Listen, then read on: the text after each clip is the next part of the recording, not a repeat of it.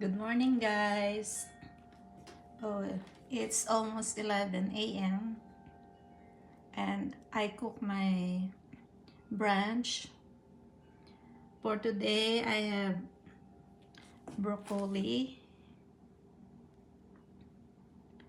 carrots, onions. I put dates and some black beans also a little bit.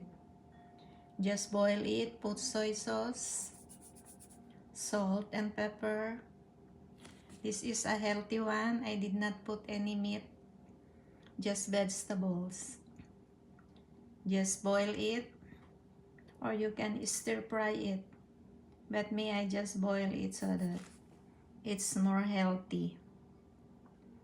So broccoli, one of the best vegetables here in US, the broccoli or broccoli.